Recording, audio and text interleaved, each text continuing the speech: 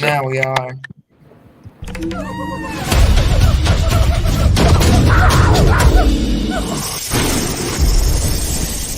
Dare to enter.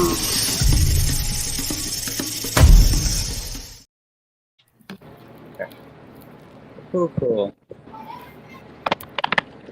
I'm just trying to like this game. What up, Antoine? What is happening, everybody?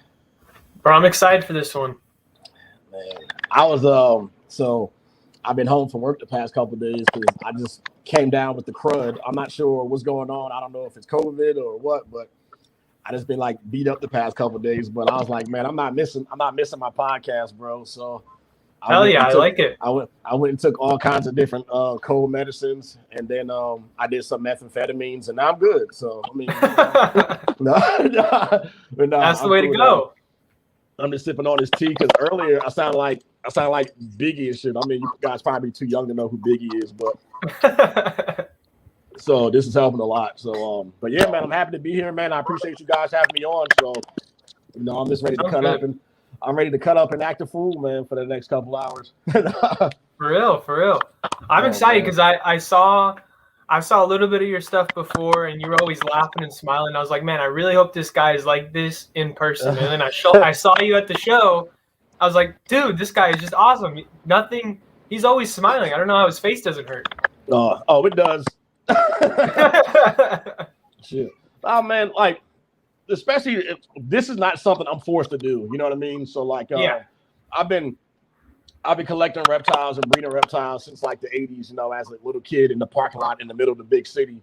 You know what I mean? So it's just always something. I've always been breeding like DKs, like northern brown snakes and stuff. It's starting from there, and salamanders and things like that. And I mean, it's not a real popular thing to do for like a little black kid to be breeding snakes and shit like that. But it's just that's just something I had to deal with growing up. But it's getting picked on and bullied because of it.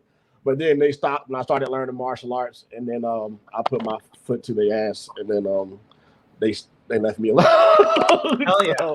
so, but no, man, it's just it's been off and on pretty much my whole life, man, and it really legit brings me joy. Like as a child, I've only ever wanted to do two things in my entire life: is have my own pet store and teach martial arts. And I've never, ever wavered from that path ever. And like now, today at 40 years old, I have my own MMA gym and I have my own Python business. So that's awesome. That's pretty cool. Yep. And they do pretty well. So, for years, it was just like, for years, it was just like a passion project where, I was like kind of throwing money in the hole and stuff like that too. But then I realized I had to kind of get a little bit more savvy on the business aspect of things. And then once I like hunkered down with that, it helped out a whole lot, man. Especially now I'm part of like a lot of these bigger breeders Patreons. Yeah. And most of them, I'm not in there to like, learn about husbandry and like figure out what my like rack temperatures are and stuff like that. I'm in there because, they're a lot more successful than I am. And I'm trying to figure out, where they screwed up at and kind of how to grow from there, So exactly. So like Mutation Creations, like Billy, he's like the first Patreon I was a part of. And he's helped me out a lot, especially like getting my social media game up too. Miguel, always evolving pythons, and Justin Kabilkas. So they're just some like real business savvy guys. And then also as far as like social media and YouTube goes, like I watch like Brian Barczyk, I followed him for a long time, and he's the one that actually got me into ball python breeding. So, you got to take a little bit from all of those guys that you admire. I mean, and there's no ego involved when I say that, those are people like I legit admire and respect, and not do I want to emulate them though. Like I eventually want to surpass them, like I don't do anything just to kind of like be like a middle of the pack person, just to blend in and just to be there, like you guys follow MMA, you guys know Conor McGregor is, right? Yeah. So remember when he was like, we're not here to take part, we're here to take over, So yeah, that's how I tackle this, So yeah, man, it's just been a good time, and just for the past year, just building up my social media and putting my face out there more, it just helped a lot, man. And like I can't keep animals in stock now, so that's always a good problem to have. Yeah. Totally. But no, I'm that same way. It's like you grab bits and pieces of everybody who's doing good. I have a notes thing on my phone, and I just, whenever I'm watching a video where I go to a new reptile shop, I just take down notes of what I like and don't like and what I would fix. Just so when I get there, I know exactly what I'm going to do. Yeah, man. Because you can, like, what also, too, the biggest breakthrough I had in the past year during the pandemic is that you can learn from everybody. I've learned new techniques from people that have only keep them for like a year. And you know what I mean? And it has a better way of doing things than people that's been doing it for 30, 40 years. Because a lot of times, a lot of those quote unquote old timers get set in their ways about things. Exactly. But at the same time, though, if it's not broke, don't fix it. Yeah. You know, so if you've been doing things the same way, I know people who, you know, has like $1 million operations and still use melamine racks. Like, if you peel a little cover behind that, it'll probably be full of fucking like dirt and grime and shit. And like white melamine racks too. I'm like, bro, wash them shits. He's like, I just did. I was like, ugh. Like, it must have like some like good bacteria or something that that keeps the gnats away. So yeah, man, there's people who like, you know, won't waver from, you know, the stuff they've been doing all this time because it's working for them. So, but there's always a way to do things better. So and I've always been open to that. The biggest thing as far as me breeding is my room is all ambient. So a lot of people whenever I do a new clutch reveal, the first question, they don't even say, "Oh my God, what a nice breeding." I don't get any of that shit. The first thing they get is, "How come all your snakes lay in the front of the tub?" And then I have to explain to them, you know, that if the heater's in the center of the room, the warmest part of the tub is in the front, so that's why they do that, whatever, too, man. So I mean, and it works for me. And I was just tired of being paranoid with having like different like heat tape or heat panels or whatever kind of heat medium. And I don't trust, you know, just there's a lot of like Wi-Fi systems out now, like what's the sensor push and things like that. I just all the things you can connect. Yeah, but looking at my phone all the time, looking at temperatures, that just got me like kind of really like crazy and paranoid. So I was like, you know what? If I go ambient, I won't have that problem. And I actually had a malfunction a year and a half ago where in my rack, the heating element killed, out of the 50 snakes in there, it killed 2 of them. It killed an adult female double het clown pied and a dreamsicle female. Oh, geez. So I was like, all right, we're done. I was like, dude, nah. I was like, I'm cool on this, man. Like she definitely would have gone by now, and you know what I mean. So I'm like, nah, we're sick of that, man. And I'm a basket case when it comes to like anxiety and worrying and shit like that. And you could never tell, but you know, I worry about like the dumbest shit. So that's one thing I have to deal with. Like, I'm the type of person, I'll be watching the Avengers, and when the Hulk is like fucking up somebody's car, I'm like, oh my God, I wonder what their car insurance is going to say when they call them. Like I'm a mess when it comes to stuff like that. So that's just one last thing I got to deal with. But no, those are always the worst mistakes to learn from. And, you know, unfortunately, an animal dies, but, you know, you fix it for next time. Yeah. It's freaking nuts, man. It's tough, though, Antoine, what kind of genetics are you working with? You mostly specialize with the Desert Ghost, of course, Billy. So what's funny about that is I just got into the Desert Ghost project this year because the main gene I worked on when I moved to California initially was the desert gene before all the info came out about that. So I had the gene that kind of got me into getting a lot of like bigger projects in like the 2011, 2012 time frame. I had the couple years prior to that, I got a GHI male when they were still like $15,000, $20,000, just a single gene GHI male. And I ended up getting it from a guy for $4,000. Oh, geez. So, but it wasn't really a gene that I cared for. I just knew it was a hot commodity at the time because GHI banana were kind of like around the same time, you know, when they were like $30,000 when they first came out and things like that. So I took that GHI male and man, he went that first year. I bred him to everything. Oh, jeez.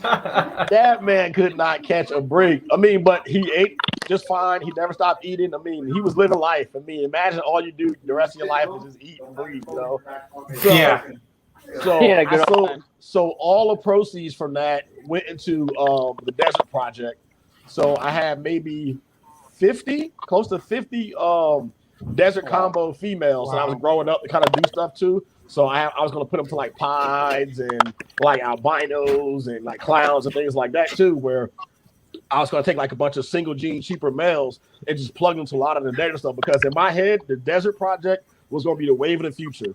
And then the year they all got to size, that's when they came out and said, "Hey, desert females don't have viable eggs. They die during pregnancy. They, Oh, you know what I mean? It's jeez. just so that was a real big wake up call for me. Well, not a big wake up call. It just realized that like not everything is guaranteed. You know, when you do a breeding together, and your brain always goes, "Okay, this is the best I can make out of that." So in your mind, you're gonna hit that every time. You know. So I still do that. So when I was putting that together, man, I was devastated. So I had to sell everything as pet quality, and then I opened my gym that following year. But I still had some other side projects that people as friends like had, and they were literally just like holding the snakes for me and stuff too. In case I got back into it. So I took a break from breeding, and then I got back to 2000. That's what I did. Mine's on here. 2015, I think. 2015, 2016. And then started building the collection back, but then doing it the right way. Like now I'm asking questions about everything. Like I know every female I got, I've seen like that same look on eggs. And you know what I mean? Just like, learning from my mistakes from last time. So, it was just, and then now I just love it. So then when I heard about the desert ghost, I was like, man, I don't want that shit. It got the word desert in it. I didn't care how it looked. People was like, oh, they got this desert ghost. I was like, yeah, fuck you and your desert ghost and shit. Like, desert. And first I was like, it's deserts and the hypos together. I'm like, first of all, yuck. Nah, but then I ended up acquiring, but then like, I saw what they did to a lot of stuff. They realized like the Desert Ghost G literally brought Pastel back from the dead. Like literally brought Pastel back from the dead. Like now I prefer to have Pastel on my Desert Ghost stuff. But so I have a bunch of adult het females. They all laid except for one this year. But I went the enhancer route too with a male this year. So I actually got an enhancer from Billy from Mutation Creation. So it's enhancer, het clown, passe G-stripe. So he'll be proved out. He'll be proved out in a couple months because my G-stripe female is about to ovulate. So we'll see. Is that me in the background? Who is that? I don't know. No clue. Yeah, I don't think. Hold on. Okay, it's going now. Who's that? Who muted? He doesn't Lukas. All right, that must be Nico's thing then. Okay, cool. Yeah, so I was late to the party with the DG project, but I'm making up for it now. So but I just produced a bunch of hets for the first time. I hit 2 visuals, but they both died in the egg, and I was like, oh man! But I got a couple more chances. I got my Pastel Spectre het that's gonna go, so I can get super stripe DGs from her, and then another pastel girl and a pinstripe het DG girl to go. But I didn't get the enhancer in time, so I had a yellow belly DG that they were all bred to. So the following season, I'm gonna keep a couple back and compare the difference between the enhancer and the Desert Ghost. Yeah. So and we'll see what happens, because with a lot of enhancer stuff, you can tell fresh out of the egg. Like you can see egg cutting video. I'm like, oh yeah, that's enhancer. Sometimes with Desert Ghost, it's like, oh, you gotta wait 2 or 3 sheds. And I'm like, yeah, it's definitely, even though they're compatible, there's definitely a quality difference. Totally, yeah. So, but yeah, it's but my main gene, I wouldn't say main, but I like clown stuff, obviously, because it's just so much stuff to do with that, Totally. So, Clown is I have so many like side projects and avenues that I'm branching off that, I think the Pompeii in 2017 really kind of brought the clown back, like kind of put it to the forefront. But I always told myself when I saw it, I was like, yo, that's a dope snake. But you can add so many other genes to go different directions with it. So with me, instead of having the yellow belly in there, I'm replacing it with Asphalt and Spectre. So I'm having 2 separate lines of like multi-gene clown stuff. So I got Asphalt stuff working on And that way, because a lot of times you'll get yellow belly complex animals that sometimes the flaming would be like low expression or high expression, and sometimes it'll be 50-50 as well as yellow belly.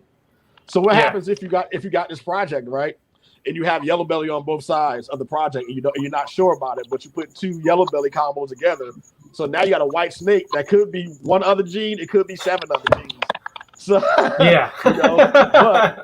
so what would you rather have? Would you rather have a red stripe, spot nose, black pastel ivory clown, or would you rather have a red stripe, spot nose, super asphalt spot nose clown? I take the super. You know what I mean? Exactly. I take the super. Exactly. I take the super asphalt all day. You know what I mean? So that's why I'm building up all of my asphalt stuff, and I haven't sold any of it. So I got some 50-50 stuff that's just hanging out now. So I got a chance of hitting Red Stripe Freeway Het Clowns this year. So that's gonna be dope. So that's gonna be cool. Yeah, so that'll be pretty cool. So if she proves out this first season as asphalt, then she's going to my clown pie the following year. So I can just kind of have that going all over the place too. So yeah, man, it's just just doing things like that, man, and like just daring to be different, man. Like sometimes sometimes you go out there, you want to experiment and you want to try stuff, and sometimes it fails. Okay, but at least you're not taking no one's word for it. So the ultra male mahogany people are gonna be pissed off at me because I've heard so many stories about so burgundy albino and critter or whatever the hell it's called and ultra male all the same. So I'm breeding my spot nose double head ultra male clown together to my yellow belly head monarch this year. And this is my first time ever saying this like in public, so people are gonna be like, "Why I hate you?" And because the two paths cannot ever cross is like Bugs Bunny and Daffy Duck, yelling duck season, rabbit season, back and forth and shit too. But I think they're both dope morphs, man.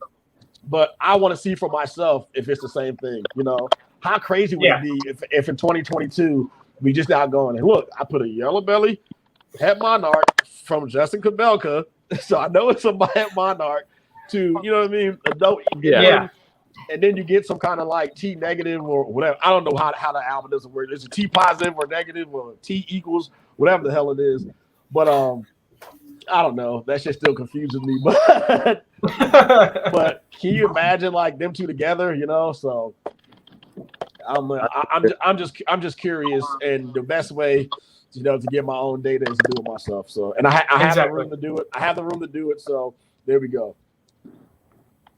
Yeah, that sounds pretty cool though. We've actually had on the past snake pits, we've had somebody who breeds strictly ultramel, and we've had somebody who breeds strictly monarch, and it was pretty cool to see the differences in how they thought about those genes. Was it Zach and Mary? Yeah. Yeah, that's hilarious. Yeah, I love both of them, man. Like people like, you need to pick. I'm like, shut the fuck up. No, I don't. No, I don't, man. It's a dope project, and I think certain morphs go better with monarch and certain go better with ultramel. So totally, yeah. So but I have a cool ultramel project though. I'm working on the ultramel Batman. Ooh. So sweet. So I have a leopard double head. I have a leopard double head, a spot nose double head, and I have a leopard spot nose double head to a regular double head too. So so I got a couple chances to hit it, and myself and Austin, Austin Silver from Mutation Creation, we're trying to go back and forth now because whoever hits it first gets to name it. So I'm gonna need you guys' help to come up with a dope ass name for. So, because whatever I come up with is going to be corny as hell. So I'm like, look, there needs to be a little bit of a dad joke in the name. It has to be. Well, like like the enhancer. You know what I call him, right? No. His name is Cialis because he's a male enhancer. Get it?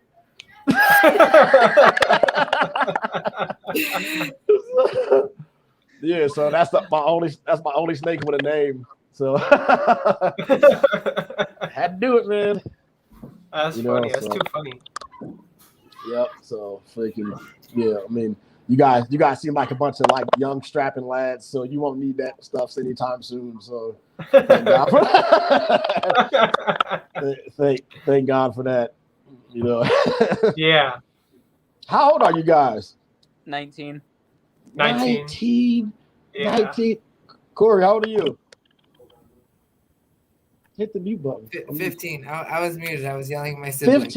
15, 19, and 19. Jesus, man, I have children older than you guys. Oh no! Don't make that, dude. Like don't my let that youngest, make you feel old. my daughter's 16. My son whose room I'm like taking over now is 18, and my oldest is 21. So, Oh wow. yeah. Yeah. Yeah, the kids are dope, but they overrated. So don't have no kids, y'all. Just enjoy your youth. And, See, here's the thing: no kids yeah. equal more snakes. So yes, Exactly. Dude, bro. Between me and you guys, dude, I pay so much child support. I could buy a 1040 rack for Freedom Breeder every month. So think about that next time. Think about next time you thinking about doing something nasty with some girl, and then you're like, man, I could, you know, nah, it's not worth it, man. Sure, I got 500 days. I got 500 days left, man, and then the boys will be like, man, this dude's buying everything up. Yep, I can. I'm rich. Fucking 19. Only reptile babies here, bro. Yeah, but I think it's cool that the age that you guys are now, you guys like the information age and the way we access things now. You guys have all the stuff at your fingertips where it's a lot easier now to pick up info and talk to people and learn. Because like years ago, man, like before high speed internet and streaming, man, you go on some forum and ask a question, they're like, get this loser out of here. Like, what is he doing? I've seen it, yeah. I've seen old forums. Yeah, it's crazy, man. So you guys are super fortunate to do it, and it's gonna be crazy seeing you guys like this next generation come along like with some ridiculous stuff, man. So I'm excited to see what you guys do with it. And that's why we started this whole thing. We started because we saw kids like Lucyland and Blue Jar, kids like that, or even Corey. Corey had his first clutch this season at only 15 years old. It's That's crazy. We wanted to bring the older guys and the younger ones as well to kind of help show us what they've done and just help them. And like what you said, even if they're a first-time breeder at 11 years old or whatever age, there's always something to care and help. Yep. Yeah. So I'm excited for you guys, man, because I mean, like the potential is there.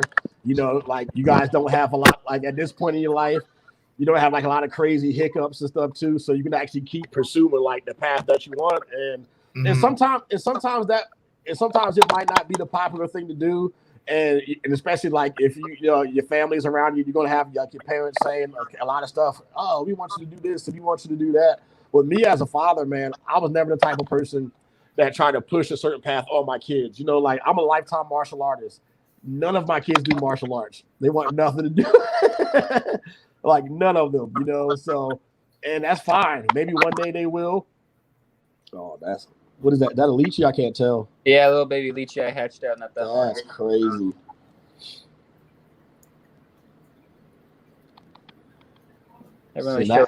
See now when a damn lychee. See, it's some bullshit. Hey, I got 4 more about to hatch soon, so. Oh man, I'm gonna do that. Yeah, I want to get something different. I'm thinking about getting a beaded lizard. I'm really leaning towards it. Antoine, I got you on that too. For real? Oh, yeah. I don't even know if I can turn the camera, but where the heck is he before I get bit? Give me a minute. I don't know where he went. He's somewhere in this box. He's in this big thing. I don't know where he is. Oh, never mind. He's in the water dish. That's him right there. Carnage? Who you looking for? Are you breeding it? You breed them or just keep them? I just keep him right now. Nice. But I do plan on breeding at some point. But no, I plan on breeding him at some point. I just haven't gotten the time. And I need to get a female. And he's not old enough either. He's only I got him from Jason Hill. Okay. Over at JH Python. But he's about 2 years old now, so I just need to wait a couple more years and get him a female. Nice. How did it have to be able to breed? I think it's about 4 or 5 years. I could be wrong on that, especially for males. Usually the males tend to be a little bit less, like snakes are, but females are definitely 4 to 5. Jeez. But I mean, these things get big too. They get about like 3 foot. Yeah. That's why, like, I was like, man, they should have healers in California, but I don't understand like why the smaller species. I don't know. It's California, so you can't have anything here. No, you can't have a hedgehog. You can't have an axolotl. Like you can't have ferrets. You can't have. I was like, what the heck? Wow. it's like Makes it kind of like Florida. Yeah. Yeah, it's like you got Corey in Florida. Can't keep Burmese and stuff like that. That's crazy. Are you going to Daytona this weekend, Corey, or no? No. How far are you? Well, 4 hours, but I can't go. Why Nope. not? School started this week. Oh crap! Next year. Next year. You got your driver's license yet? Next year. Yeah. I have my permit, just not enough to get the license yet. Will you be going to Anaheim, Antoine? Yeah, I'm definitely going to Anaheim. Probably that Saturday. I might just I'm thinking about just getting a hotel out there and staying the whole weekend. That's what I'm doing. But Yeah, I'm gonna go both days. so I'll do that. And, yeah, and I think that following weekend is Arlington, so I'm going to that as well. So Yeah, it is. I was hoping I was going to win the AEP contest to get the all expenses paid, but then he changed the contest to something else. So I'm like, well, it's a good thing I reserved a room, because when you go to Arlington, like the convention center and the Sheraton are like right next to each other. So that's the place you want to go. So you're not like driving across the highway, and you know what I mean. You can go back and forth there. So last time I stayed at the Hilton, and it was like, how do I get an Uber everywhere or ride with people? I'm like, nah, I'm not doing that. Yeah. So yeah, I love the shows. I hope I never ever have to vend the show ever. It's just too much, like, because you can't do anything, and then like some of the shows like NARBC, I wish you could they could have the Friday before for like VIP members, so you can go buy stuff like early. You know what I mean? But it's just like I don't have any snake that I bought from a show that's still alive. Maybe it's just a coincidence. It's just people are just nasty, man. Hospitality and stuff, and like lights on their clothes. I just man. But that's why, like, if I go with the intent of buying something, I just go super early, so like I'm first one there, or, like, for sure. Before it gets too funky in there. I do not put near my collection. I keep it away for a good month, clean it, give it a bath, whatever. Yeah. Or like I'll watch like unboxing videos, and I see people like, oh, I got this snake for such and such, and then they like stick it right in the rack. I'm like, oh, I don't care. Triggers me so much. I don't care if my snake came from my mom or Jesus. That thing is getting quarantined. It needs to suffer like we did.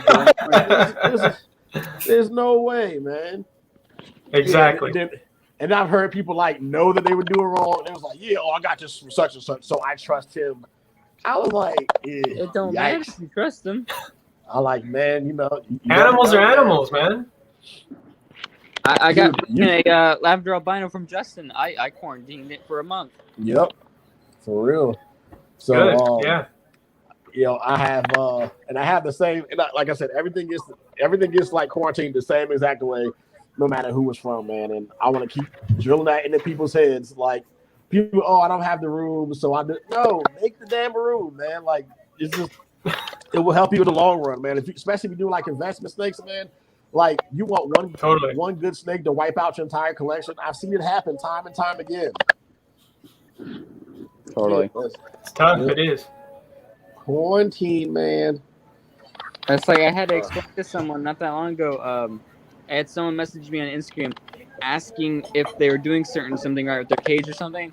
I guess they had just gotten, I don't remember what it was, it's some form of monitor lizard, which he only had like 2 snakes, and this was his first monitor. I was like, it's a little advanced for you to be keeping a monitor that quickly, but okay.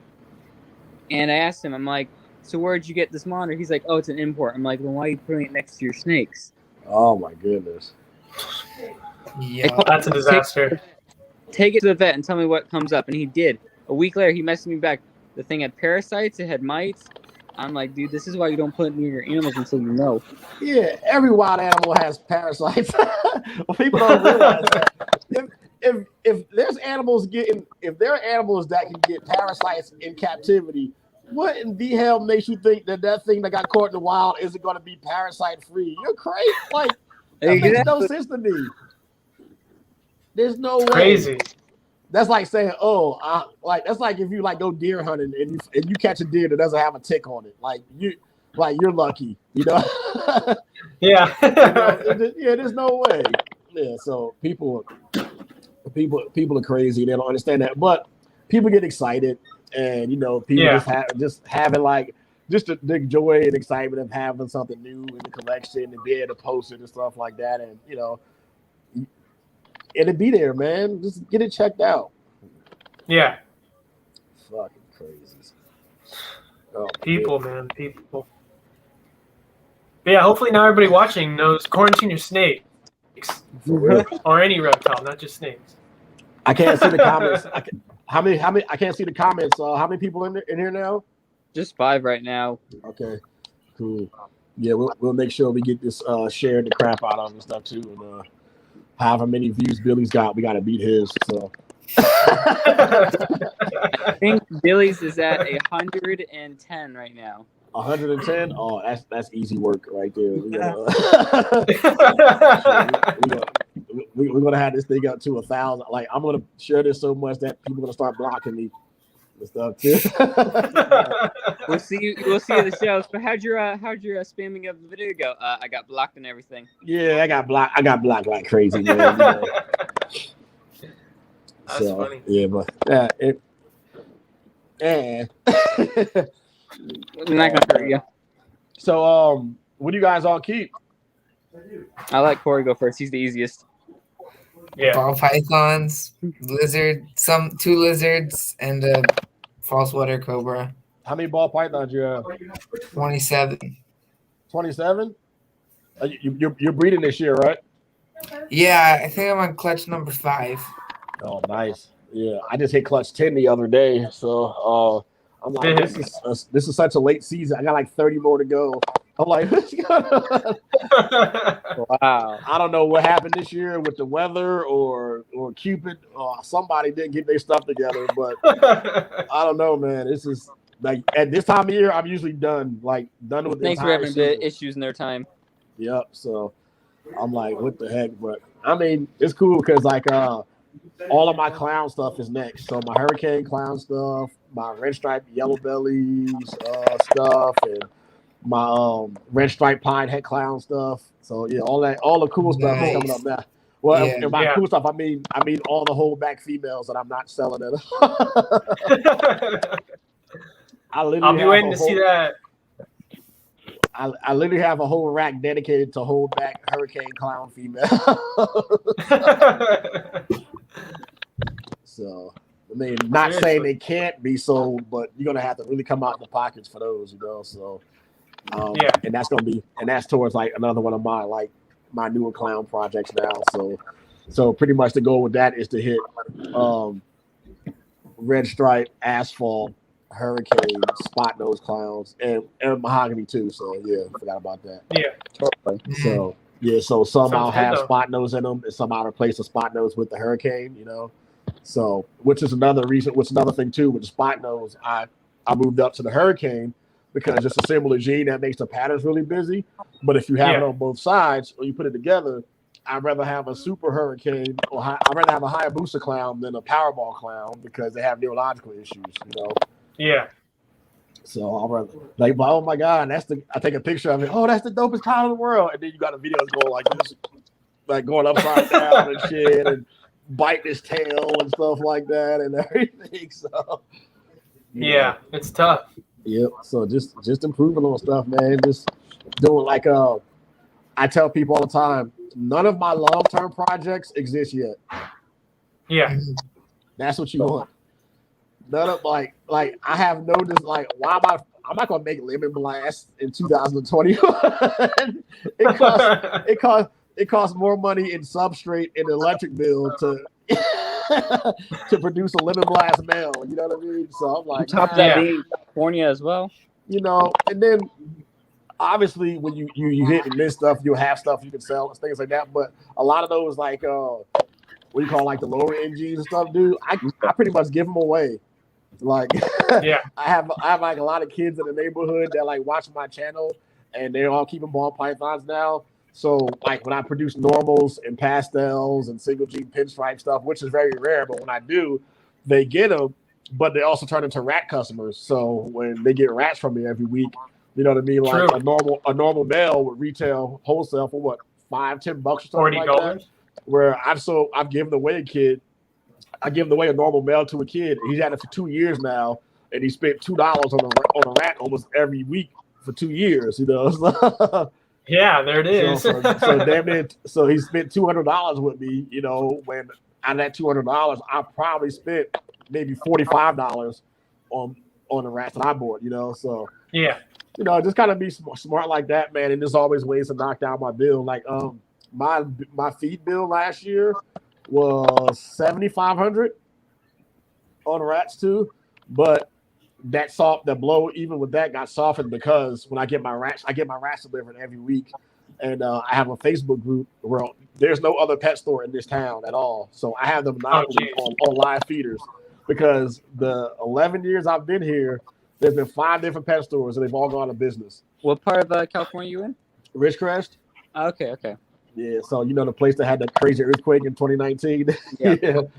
So yeah, man. Dude, I was coming home from Vegas doing the 7.1, and like all of my baby racks were shaking open and stuff. I was like, oh no. Oh jeez. He's like, okay, now I have to be up all night looking for all these guys. No, none of them got out, man. They all have like Stockholm syndrome and stuff. They were like, oh no, we got it good here, boss. We Seriously. You know, I was like, holy crap. So now, do you only keep ball pythons, or do you have anything else for fun? Oh, just dogs. I have pit bulls. Ooh, yeah. You know, too. I used to breed pit bulls when I was in the Marine Corps, and when I lived in North Carolina. And then I got to California. I was like, man, I don't have room for this. You know, like having acres of land in California, you got to be a millionaire pretty much now. Oh yeah. But I was keeping dog, man. I'm a big dog person.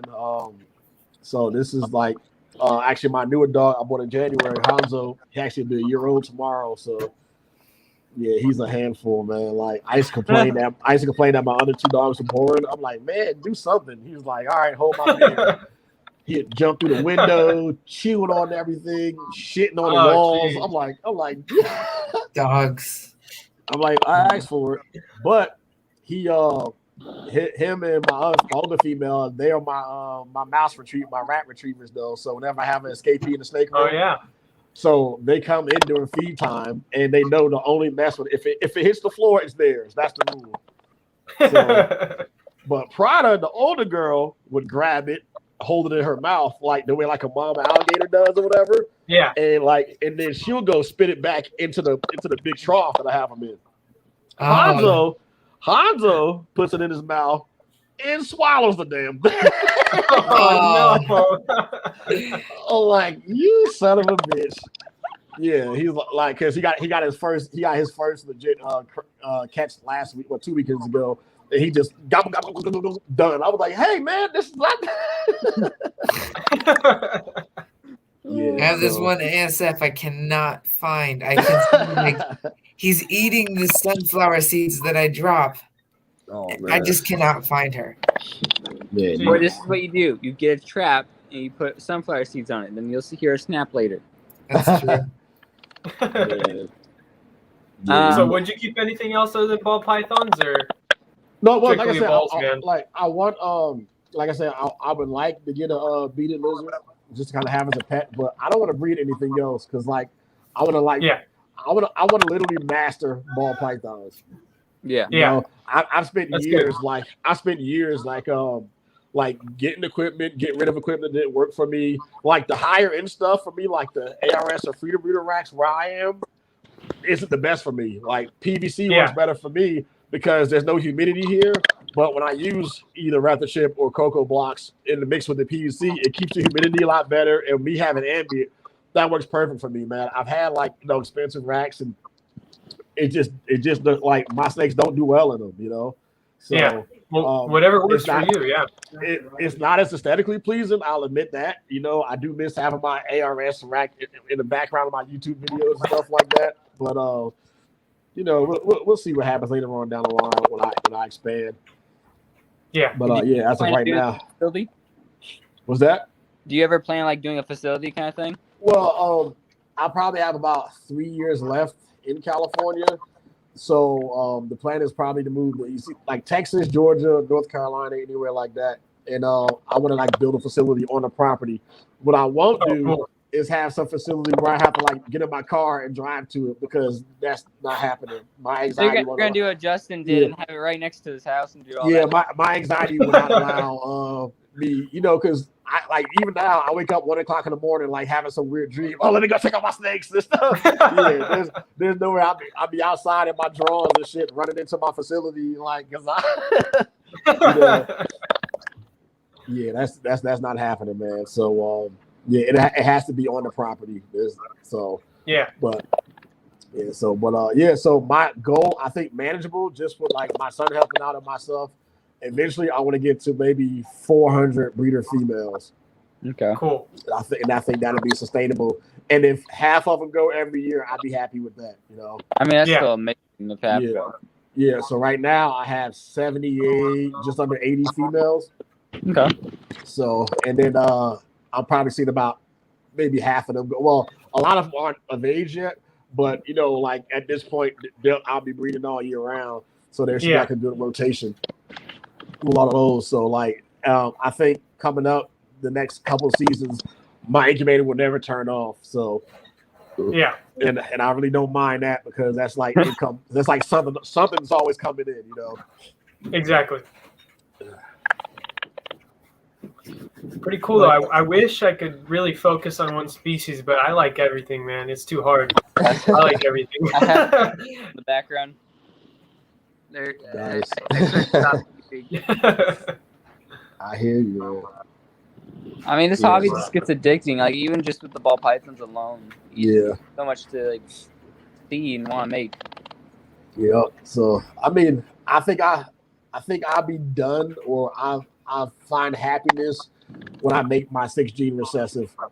Yeah, that's what I was just about to ask you about. when I hit that, I can go away. I can watch the sunset and rest and breathe and call it a day, man. So that day we'll see that one post be like, "I'm done, guys. Bye." Yep, I'm done. So I got my triple recessive project now. Finally, my video I posted this morning. I took my axanthic to my clown pied. So hopefully with 7 eggs, I get a 2.5. So I can keep 1.4 and I can sell a 1.1. You know what I mean? And then somebody else can get. Dude, I was surprised that I've seen so many axanthic clowns and axanthic pies, but I've never seen anyone trying to go for the triple. I've seen some male like triple hets for sale, like on Morph Market Europe or something like that, but I could not find a triple. I was like, man, that's kind of crazy. So that's why I went for that. That's cool. I have an albino clown female that albino pied female that I'm hoping that if I hit a visual ultra male clown next year or the sunset puzzle, I can plug one of those into her too. So I mean, it just got a lot of different directions, man. You know, so I can hit those on that side, and then some of those, and then hopefully one day, you know, have some quadruple and quintuple hets and shit. but at that point though, but the odds are so astronomical, man. So just for perspective, a lot of people would give up on hets like after 1 or 2 breedings. So before I continue, I know nothing about boas. I don't know the difference between the true red tail or BCI or BC, IMG. I don't know any of that shit. So anyway, my neighbor, well, not my neighbor, she one of my rat customers, she bred some boas and got 24 babies, right? Yeah. Out of those 24 babies, she got 1 albino. Oh, jeez. Wow. So 1 out of 24. So that was a ball python clutch that averaged about 6 eggs per breeding. That's like hitting the albino from a head to head. 4 breedings later, you know. And that really taught me, like, man, you can't do that is ridiculous, man. You know, I mean, like when Justin hit the Sumo Pine originally, I think he said it took him 6 to 8 clutches to finally hit it. You know, where he didn't think it was possible. He was like, well, I guess I'm not going to get it. You know, so so the one of the crazy things about becoming a successful breeder that people have to realize, other than being sociable and being business savvy, is luck. Luck plays a really good part of it. Unless you're out there buying out like pure visuals, and you read like visual stuff, the visual recessives, and you have no choice but to hit it. Like you have to have luck, man. Like I got a bunch of 164. I have my most difficult project next year is 1 in 512. Jeez. Oh my god. 1 in 512, and that's if they both prove out to be het hypo. Yeah. So the pair was a super pastel super blade clown to a black pastel Mojave genetic stripe het hypo. So the male is a blade pastave double het G stripe clown pos het hypo, and his sister is a pastel blade double het G stripe clown pos het hypo. So to hit the super blade, super pastel, Mojave genetic stripe hypo clown is 1 in 512. Jeez. Man. But honestly, I don't care about hitting the hypo on it because you know what I mean. But if I get some like cool G stripe clown combos, I'd be cool with. But I don't want all my luck to be in that one fucking clown. I can sprinkle some around somewhere else, So. Exactly. Yeah, ain't no way, because I got a habit of if I hit insane odds early on in the year, I booger the rest of the year. This is always like that. Yeah, so I'm cool. Like I'm happy with not hitting a bunch of DG combos right away because I care more about hitting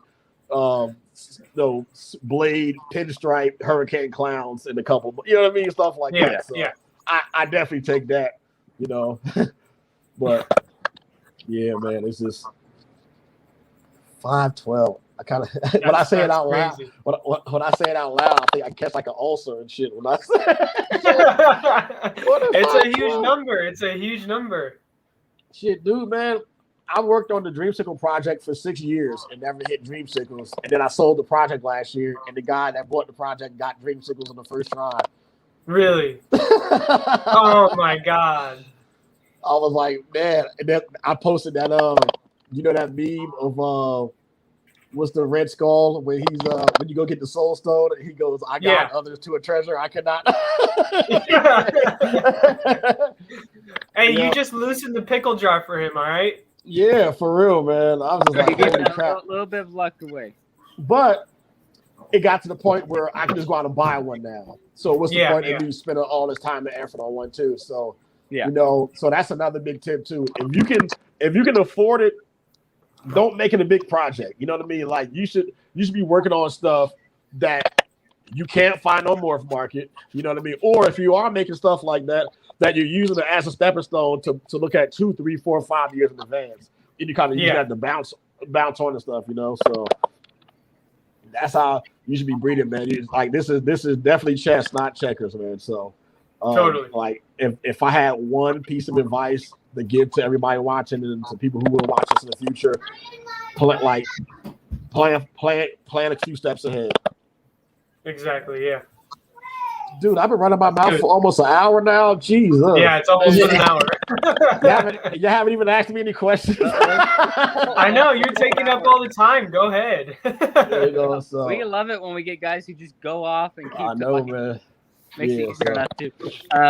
But I've gotten the vibe that you love Marvel, so. Oh yeah, I'm a big Marvel guy. I even when I was a kid, I had the old like the first edition like the Marvel book, like the and I just I had a wild hair in my butt a few months ago and bought it off Amazon and stuff. Yeah, I'm a big Marvel. Oh, I mess with DC too. You know what I mean? I'm a DC guy, but if I had to choose, like if I had the Monarch and Ultramel, this thing is definitely Marvel. Though. Yeah. But I need to start. I need to start the What If series. I still haven't watched it yet. Oh yeah, Oh, episode 2 was great too. I love both of them. Episode 2, was. all, like Dude, choked Loki up. was good though. Loki. Yeah. That, You know what's crazy? The first 2 episodes I hated. I was just I'm watching it. I was just like, oh, it's over. But then I went back and started it over. And just the same thing with WandaVision, you know, like the first couple of episodes, I'm like, what the hell am I watching? You know what I mean? I'm like, I don't get it. And then I was like, okay, be patient, and you know, everything will come together, and it did. WandaVision was okay for me, but Loki, that one just that was. WandaVision was my favorite. Yeah, I was like that with what was it called? Falcon and the Winter Soldier. The first episodes, I was like, I don't know what this is. What am I watching? Yeah. But it cleared up towards the end. Yep. It was like, when they showed what was the guy that replaced Captain America, U.S. agent, when they first showed his like wide dopey face. I was like, he looks like the old dude from Up. Yeah. When he had his helmet on and all that. Yeah, he looks like a damn Pixar fucking character, man. What the hell? That's hilarious. So it'll be interesting to see where they take all that series, but yeah, they did a good job on those though, and I was surprised. Yeah, but it's gonna be nuts. But yeah, man, when I get the Infinity Gauntlet of recessives, man, that's what's gonna happen. You know, I put that in the post just for that. Yeah. Yeah, but you need that one sticker where it's just you holding a ball python's Infinity Gauntlets. But the hard part about that is trying to find the right ones that you could tell when you put them together. That's gonna be the most difficult part of the whole. Oh game. yeah. Like this sunset puzzle I'm working on right now. I have no clue how this thing's gonna be. I don't think it's gonna be a happy medium. It's gonna look really, really dope, or it's gonna be some nasty looking brown snake with a mess. I'm like, I don't know. Yeah. So when you make the 6 gene recessive, there needs to be pied, and there just needs to be a spider pied. Ruin it all. Yeah, like I have to, like if I do end up hitting it, it has to, like if I do have pied in it, it has to have like a pattern reducer in it, like inchy or pinstripe, so that way you can see more of the pattern, you know. But honestly, I think that might be one avenue I could go, but I think I might do a separate avenue where I don't have pied either, you know. So if I do, and you can't do axanthic either, because if you do axanthic and some other form of albinism, it washes it out too. So you can't have snow, you can't have lavender snow. So it has to, and then also too, I'm so picky about this project because if you have desert ghost or enhancer and hypo together, to me that's like cheating. I'm like, no, it's like doubling that on top. It is a good looking snake, but I feel like, you know, you should have a more powerful thing in it than hypo, you know. So exactly, maybe and you have to have clown in it, you know. So let's see, clown, enhancer. What do you think about genetic stripe? Genetic stripe, to it. See, okay, definitely. Enhancer. So enhancer / DG, clown, genetic stripe. To make it sunset, you think? To make it orange? Yes. Yeah, I think so. Yeah. Sunset. Orange. Which Infinity Stone was orange? That's the one I'm trying to remember. Was that? That was the Mind Stone. Mind Stone. Yep. So yeah. So orange, and then so was that 5? So yeah, that's 5. So will be one more you could add that doesn't really mess up the pattern or do anything to it too like that. Ultramale or Monarch probably. Most likely. Monarch, I like it more because it's a little bit darker. It'll add more. He chose. The Ultramale Mafia are gonna come for you. We're not gonna see Corey next Friday. Corey, I'm notifying Zach. They could be like, Zach could be like, hey Corey, I saw you with Antoine and you said Monarch. Hey, what's up with that, bro? You got a problem with me? Was that a personal attack, Corey? Did Miri convert you from her to her side, Corey? Hey man, I don't blame you on that. Right? I knew you. I am not, Corey. If that's what my guy Corey, if that's what gave you to, if that was the deciding vote, brother, I can't even be mad at you because that's all I'm gonna say about that. But you know, Shout out to Mary. She's dope. That's one of my homegirls actually. So we're actually cool. Nice. What are we looking at? Ultramale? That's Mary's Monarch. It's a Oh, she's gonna kill me now. All right, how about this, Antoine? Is there an absolute ball python gene that you will never work with? Never? Okay. Okay, so for the old person in the group that still uses Facebook, I think in the World of Ball Python group, somebody said pick your top 3 genes that you love and the top 3 that you hate. Yeah. And I don't understand Hidden Gene Womba. I'm gonna be honest with you. I agree with that one. It's like not a spider, but it's not a spider, but it's still derpy as a spider. Okay. Yeah.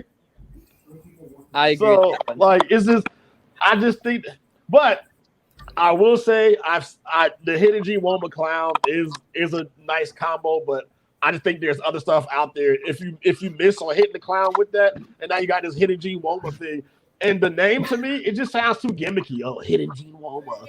You put it in this, and then it magically alleles together with all of this stuff, and then you got like the soul suckers and here's me with 2 soul sucker clutches in the incubator. I've never been that. I just never been that like just like those kind of those names like that. I just never been like ugh. So yeah. Like I just feel like there's other stuff you can do with it. You know what I mean? Because like I said, also if you do Hidden G Womba on both sides by accident, you know, so I kind of stay away from that. What else? See, one of my favorite genes is Pinstripe. I know a lot of people who hate Pinstripe's nice. That's my favorite. All-time favorite. What got me into breeding was the Pinstripe Pine. I don't know if you guys know that story. But in 2009, Brian Barczyk posted a male Pinstripe Pine for sale on his website because I follow him on YouTube and stuff like that. So I called the number, and then he legit answered the phone. He picks up the phone. And like, oh my God, I can't believe it's Brian Barczyk. Like straight fanboy, you know. I want to tell you videos, you're so awesome, you're so cool. And I was like, how much for that Pinstripe Pie? And this dude, this ponytail hair dude on his phone told me $12,500. And after I woke up from fainting and hitting my head, I was like, you know what? That's awesome, and I'm gonna make my own. And in that very moment is when I realized the potential of this hobby in this industry right there. Yeah. And I have never made a Pinstripe Pie. I made an Inchy Pinstripe Pie a couple years ago, and that was the closest. And then I ended up like selling him and shit because at that point, you move on from stuff and just like the way things get valued. You know what I mean? Like by the time I made it, it was worth $600, not $12,500. You know, so but I just thought it would be a cool little focus that I always had too, but I always had like, other projects on the side. But yeah. 12,500, man. And like even to this day, the most I've ever spent on a project was 10,000. Cool. Yeah, so, that's not bad though. That's the most I spent on the project. It's not that bad, shit. Yes, it is. Not when you fucking every time you go in there, you look at your 2 damn normal ass snakes that you're babying because you're like, man, I'll make sure that everything's perfect. I think, dude, if something happens to those snakes, I'm probably gonna quit. I won't quit. I'll probably just like stay on social media for a month until I get my stuff together. Dude, that is because that's probably the biggest risk I've taken so far with those 2 guys. And those are the double head sunset puzzles, right? Yep, yeah. But he's breeding now though. Really? He's breeding to my het puzzle, so at least I can get some. Well, maybe she probably won't go anytime soon, but I think she'll be ready this fall. So I'll keep them locking a few times so I can at least hold back some visual puzzles at 50% het sunset. Just have a bunch of girls and keep them back and see what happens. Really, I did not expect him to start breeding that fast. He is an asshole. I have him in my V18, like the see-through vision racks. You walk by, wow, he hits the tub. Like all the walk by, I'm like, oh, you must be hungry. Throw a little rat fuzzy in there, whatever, takes it down. He can't be more than 8-9 months old now. He's like almost 500 grams. Wow, yeah. Didn't even realize he was growing it. I just kind of feed him here and there, and I was feeding him the way I do my breeder males. So I don't feed them on a Sunday schedule like everybody else. So whenever they're done locking, I throw a rat pup in their enclosure, and that's how they eat. Yeah, that's almost like their reward. So they actually get bigger throughout the breeding season instead of like taking time off. And that's been I actually made a video on that too last week, just explaining how I do it. And it works, man. Like 2 years now, I've had because even years ago, I'll admit right now in front of everybody, I've killed snakes before, like just breeding them too much, and then like if they stop eating, I'm like one more breeding at work, he's fine, he'll eat later. Nope, boom, they can literally breed themselves to death, man. And for a couple times, I kind of thought it was like a coincidence, you know what I mean? But if I have a male that is not breeded, he will not eat, which is why having backups in your projects is so important. Yeah. So get the things eaten. What is going on, boy? Everyone's trying to call me. I don't want to talk to you. I told you guys on the podcast. So it's official. Corey is a Monarch fan, and Antoine hates Hidden Gene Roma. hate is a strong word. I just whenever one comes my way, I just show the roll and dip and slip. Yeah. But that's not. Let me see. And obviously desert, because that's the bane of my existence. So desert. Let's see. Desert, Hidden Roma. If Anna Kirby watches this, she's gonna kill me because she loves Hidden G1 from AK Boards. Huffman, I don't understand. I don't get that. I've heard. I don't dislike it. I just don't understand it. Is it like in a black pastel comp? I don't know. Whatever. Yeah. It's just way too many genes out there to kind of go. I'm also a convert between the whole Mahogany Stranger thing. There was a time where I thought it was the same thing, but now, like, I got to look at like almost 100 different Stranger combos when I was in Arlington from Jason Amos, and I was like, dude, it's not the same thing. There's no way. Yeah. So,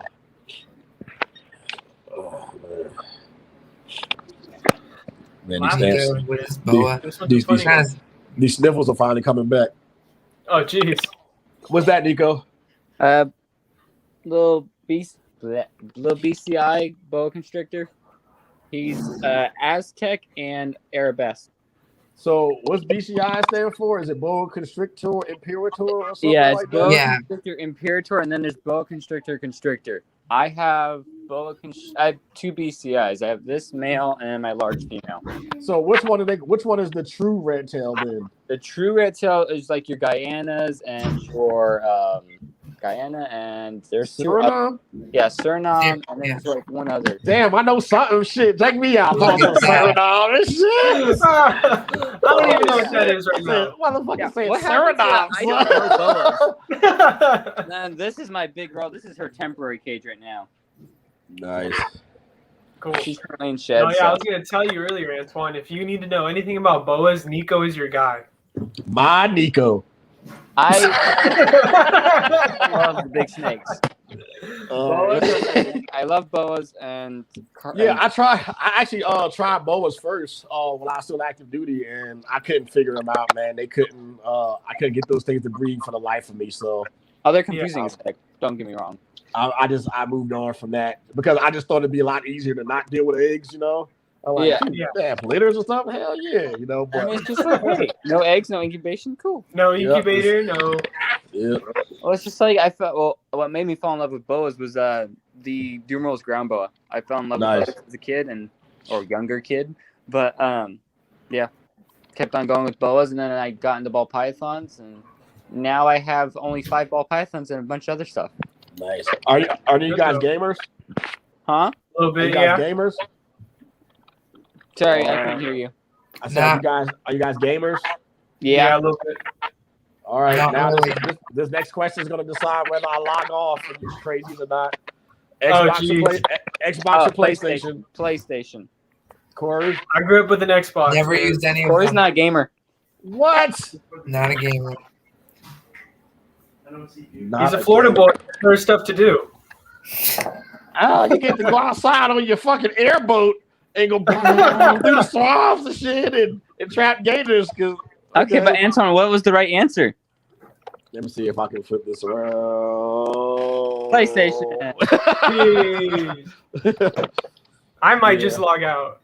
Are you wait, Lucas, are you Xbox? I've never had a PlayStation. Okay, wait, Antoine, iPhone or Android? Don't do this to me. iPhone, you crazy? Lucas got Android. Well, I look like walking around with some welfare Android phone and shit. Like, whoa. I got a Galaxy SX. I got a Chevy SS Impala Galaxy. Oh, hell no. I can't believe you went there, Corey. I can't believe you went there. Fucking Galaxy. Okay, but what's better? And this is kind of harsh to anyone who's Xbox, but Nintendo or Xbox? Oh yeah, Xbox kills it as far as they don't have anything current but like the Switch. I'm not really a Switch person. Yeah. So okay, I will say this though. I've had every console except for the newer Xbox. But every time I bought an Xbox, just to be fair, to like give it like a legit comparison, it literally just sat there and collected dust. I hate Halo. Man, you guys are gonna kill me for that. I don't like Halo either. Halo is dumb to me. I'm just like, I just Master Chief space. What games do you play? I play a lot of sports games. So I play Madden and 2K. I just downloaded the director's cut for Ghost of Tsushima today, so I started playing that. God of War, the one for 2018, is probably my favorite game of all time. That's like the only game I've ever platinumed. I platinumed it like 3 months or something like that. I still play it. Fighting games. I've been playing Street Fighter since 1991, and I got Street Fighter 5, and I still toast my son in Street Fighter 5 like every day. Mortal Kombat is another of my favorites too. The name of my gym is Flawless Victory MMA, so I have to be a Mortal Kombat fan. Oh, that's sick! I didn't know that. That's pretty cool. Yep, that's the name of my gym. So, so I'm just fighting games, football mostly, and they're kind of like I like hack and slash stuff too. I hate RPG style games too, where you gotta like move along and talk to people and be like, "Hey, you need to develop your techniques." Like to a certain point, God of War is like that, but there's way more action than all that stuff. Oh, totally. I hate like the other aspect of it where you're doing more time like building stuff than you're actually like fighting. So I've been a gamer. Like my dad is still a gamer. That's he's in the 60s. He calls me, "Hey, did you do the DLC for this?" I'm like, "I didn't even know it was the DLC for this." It's like, "Oh, you fucking loser." I'm like, "Yeah, my dad's 60, still plays games. My son is a big gamer. That's why my internet bill is through the roof when he got here." I'm like, "How are you using like terabytes of fucking download this shit?" Yeah, he's a decent Call of Duty too, man. Like, he did the $100,000 tournament 2 weeks ago. And he took he was like top 5 or something like that. Wow. Oh, geez, that's cool. Yeah. Yeah. So I'm like, he's like that good. So, but he's like, I like hedge my bets with him and like buy into his games and stuff too. Because at first when he got here, he was like, "Yeah, there's these $100,000 games, but they're too good, so I don't waste my money." I'm like, "What? How much it cost?" "Oh, it's $10." Yeah. Just enter. I'm like, I spent $10,000 on 2 snakes in there that could croak over out of any reason, and I get nothing from And you're them. telling me you won't join just because of $10? Yeah, I was like, "I got you $10." I was like, "I want 50%." it's like Shark Tank and shit. I'm like, "I want I'll pay it. I want half. You do all the work. I want half to pay." He's not gonna do nothing with $100,000 anyway. We'll buy like a gaming chair and like a glow in the dark controller or like some shit like that. He's gonna kick my. He's probably listening too. He's probably going like smother me in my sleep tonight or something. Sleep with one eye open? Nah, but dude, he's a good kid, man. That's like one of my best friends, man. I love that kid, So that's awesome. I'm glad he decided to move here, and he made my life a lot easier, man. Like, so other than like, he does most of the cleaning now in the reptile room. He's my camera guy now. And eventually, once I get like a newer camera system, he can do like all my editing and my thumbnails and everything like that too. So, Oh, sweet. And he gets 10% of all my snake sales. Oh wow. Cool. So yeah, so that's how he works. So I'm like, hey man, as long as these things are thriving and producing eggs and I can sell them, that's where your money lies. So that should motivate you to do a good job of taking care of them, you know. So he's in there cleaning real hard to make sure everything's sparkly. yeah, he's actually breaking down some like cocoa blocks now and everything. Or whatever happened there, wrap the chip cocoa blocks. I don't even know what's in there now. He just orders it and then yeah, I'm not married to either one of them. They don't pay me, so and guess what, y'all? It's the same shit. Yeah. Same thing. I mean, unless one of you decide to pay me out there, I'll fucking definitely move over to another team. A little hint to each company. For real. Yeah. But yeah, like if the Ultramel Coalition goes to Antoine, you should endorse Ultramel. Here's $1,000. I like Ultra. Okay.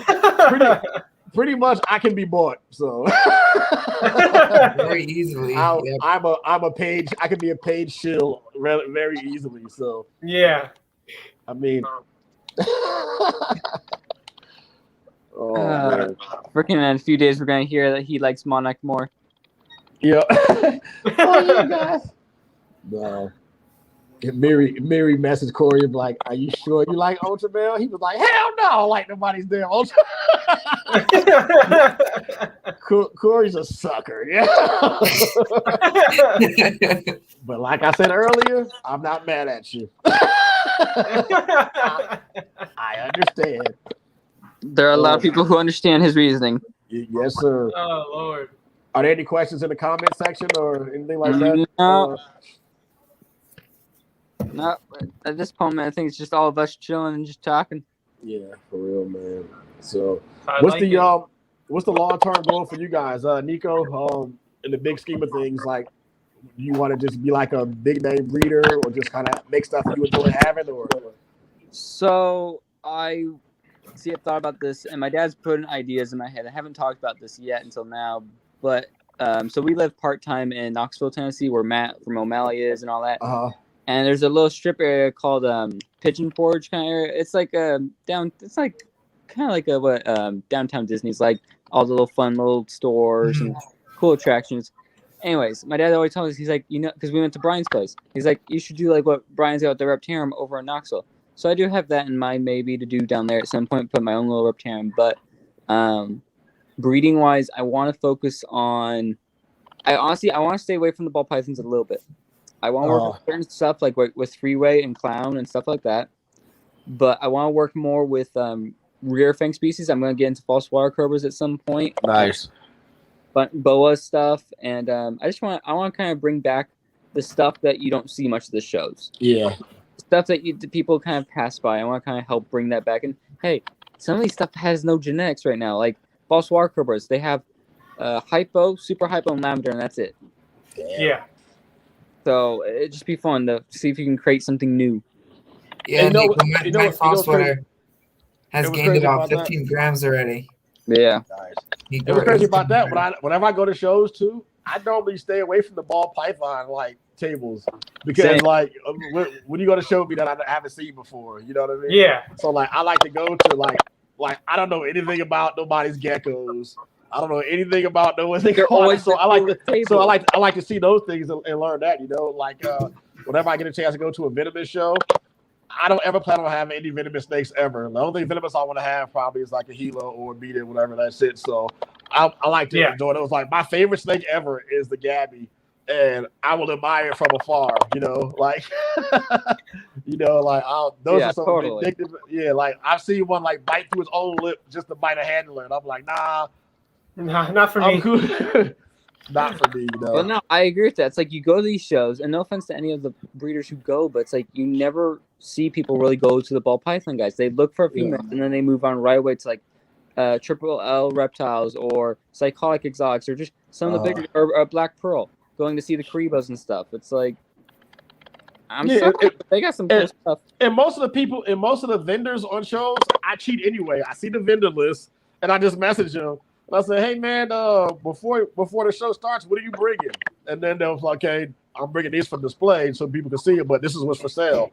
And if I want it there, I'll just order it ahead of time. And if it's a California show, I'll just pick it up there and then drive it home or whatever like that. So I mean, there's ways around it. I don't need to browse or window shop because everyone's taking pictures of things. You know what I mean? And everybody's kind of like doing their social media and vlogging something. Yeah, so I do it more for like I think the Arlington show. I took 300 pictures. Oh wow! With people, so like I put on Instagram. I was like, look, I probably don't know you by your business name or your first name. So if you see me, you come up to me, tell me who you are and who you work for. And I don't shake hands. I hug. And I mean like front pelvis to pelvis hug. And then we'll take a picture. So like, don't assume I know you. I won't assume that you know me. And we'll just, so I hate that awkward, like, you ever do that? Like, you meet somebody from Instagram, you're like, hey. And they're talking, they're talking your face off. And I'm just like, hey, I don't know. Like I got 6,000 followers. I don't know. Like even people I've been honestly, dude, and also I've been friends with some people on IG for years, or like Facebook for years that I met for the first time and did not like recognize them when I saw them and all this. I'm like, oh, that's you. That's crazy. we're like best friends and never met each other, No, that's funny. For me, this is my first year going to the show, knowing people, like actually communicating with people from my and stuff. So it'll be interesting to see. Heck yeah, man. This will be my second show ever. The first one was the one in Del Mar in March. Oh, nice. That was a crap show. I was like, I spent more time in line than I did like in there. So, but it was cool to get out of the house and see people and everything, So yeah, totally. Yeah, so was it worth it? Yes. So I mean, even though it was a 3.5 hour drive for me, but Anaheim should be crazy, dude. The last time I was in Pomona was 2017. The Pomona. I'm glad Remy moved them to the Anaheim Convention Center. Oh yeah. Is it bigger or? Oh, it's huge. The Anaheim it's huge. I've been there before for something else, and I can just picture it now with the tables upon tables of reptiles. It's going to be awesome. So the Pomona show is so cramped up to you're bumped into people. The Anaheim show, you are never crowding anyone. There's so much room, just walk around freely, not being near people, and it's so nice. Because last time when I went into the 2020 show before COVID, so many breed. I thought there was more breeders than Pomona. Nice. Cool. So it should be a good show. I mean, I looked at the vendor list. I feel like this show has less than the last one, so it should be interesting. Yeah. That's crazy, man. You got to send me that vendor list. I didn't know that was a thing. If you go onto the Reptile Show website and scroll down a bit, you'll see vendor application and underneath the vendor list. Oh, sick. Okay, cool. Yep, that's the cheat code. Just like, and then that following weekend I'll be in Arlington. I always get the VIP one where I can go the Friday before. But that Friday evening, we're supposed to do a charity grappling match for myself and John Feely. You know John Feely, right? Yeah. So I'm gonna beat his ass so bad. Dude, it's not even gonna be competitive. Like, it's gonna be so bad. It's gonna be a mauling. Like it's gonna look like a 5,000 gram female ball python taking down like a hopper mouse. Like it's not even gonna be. It's gonna be so bad. But I mean, at least it's grappling. It's not like an MMA. We're not like punching each other in the face and stuff like that. Yeah. But hey, in all seriousness, he may surprise me to have something up his sleeve. He may have done he might be an Army combatives coach. I learned this in the Army. Hut 2, 3, 4. No. But hopefully we get a venue secured soon, and then pretty much all the spectator fees and stuff is going to go towards US Arc. So it'll be a cool little charity thing. And then what's going to be funny about that is once I dispose of him quickly, it's going to be a bunch of other drunk keepers going, oh, I can take you. They're going to come out there with their beer bellies and shit and hiccuping and puking all over the place. And it's going to turn into a crap show real quick, but it's going to be hilarious. What we need is you versus Miguel. Miguel? That'd That'd be worse. It's still good to watch though. So, yeah, and then but he's not going to this one, so that's why he changed his giveaway on his Patreon because he's not making this one. I think he's gonna stay out of the public for a while because it's like second COVID thing or whatever. So Yeah, that thing kind of got to him pretty bad, and yeah, so that sucked. Yeah, he got it pretty bad when he was in Mexico. Yeah, but he got it before then too. So he got like the Delta variant. Oh, I've been calling it the Omega strain because I think that just sounds way cooler. Yeah, that sounds cooler. He sounds a lot better than Delta. The Omega strain and something like that. So I hope that's not what I have right now. So I won't have my test results back until like Monday probably. So, but I've been out of work, so that's kind of cool. I got so scared because I don't know if you heard, but in the area of Los Angeles, they made it to where it's mandatory to have vaccines going around all the buildings and stuff. I got so scared because I'm like, oh god, does that affect Anaheim? I looked, I'm like, Fred, it's not in their province or wherever. Oh yeah. Well, I know San Francisco and New Orleans just had a thing now where I think indoors more than 1,000 people, you have to. I think I saw that. Yeah. Yeah. So and there's a fight promotion on the 28th that's gonna have to deal with that. So it's gonna be interesting to see how they deal with it. So, but yeah, I don't know if I got COVID after getting the vaccine and then having adverse side effects from the vaccine, I'm gonna be pretty pissed off, and someone's gonna have the answer to that. So, I didn't even bother with the vaccine. I was like, I'd rather get it. Well, I just got it because I know that I kept my gym open for the most part. Like, after I closed my building down and moved everything to my house, I kind of kept everything running there. And I just didn't want to be the one to just give it to somebody else. You know what I mean? And then I do leave. I go to Mexico, often, and then I plan on going to Canada when it opens back up too. So I was just like, you know what? I'm thinking about getting it because I want to go visit Billy and all them and see those Billies and hang out up there. But I don't know. I'm going the first weekend of October. If everything doesn't change, then I think they just announced the Toronto show. Yep. So myself and Redwood, we're going in October. So. That's going to be cool. Nice. Jerome was supposed to go from No Limit, but he had some other stuff going on too because he's a loser. So Friggin', I'm gonna try to go to Arlington just because I need to go to all the shows. Yep. And I'm worried the most about Tinley though because I don't know how that's going to go in that area. But I really want to go there because I really want to meet Levance from Straight Fire. Mm-hmm. So I think he's pretty cool. And he's got like some crazy stuff, man. And he's just now like putting himself out there like that, doing podcasts and things like that too. So yeah. Cool. So, I hope to one day make it out with Tinley and in Arlington, Daytona. Yeah. That'd be pretty cool. So, and then I want to go to the Reptarium that same weekend. So get to go down there and meet Brian. Dude, I've known Brian since like we've interacted with each other since like 2008, 2009, and we've never met in person. That's crazy. I went to the Reptarium and we were talking to Jay, and he said that Brian comes on Sundays. The one Sunday I went, Brian was leaving for a trip. I was like, God damn it. Oh, right. Oh, jeez. That's gonna be nuts, man. So. Yeah, it's gonna be crazy to kind of finally, meet the person. And everybody has their opinions about Brian and stuff like that too. And everybody I know that has negative opinions about him is always like secondhand stuff. Well, I heard this. I'm like, but dude, if I thrived off of secondhand rumors and what people heard about me, dude, I wouldn't do anything. Yeah, plus, I mean, it's like a lot of the stuff I talk about with is stuff that just happens, whether it's mouth drops, that just happens. But it also does raise a question. Who's that? Oh, I don't know. Was that me? Yes, you. But is there a such thing as being too big of a breeder, though? So like Brian used to have like the big warehouse was probably like 50,000 square feet or something like that back in the day that he got rid of, and then like Mike Wilbeck's, he's on a podcast saying that he produces 3,000 clutches a year. Like that's nuts. Like I haven't made 3,000 snakes in 15 years.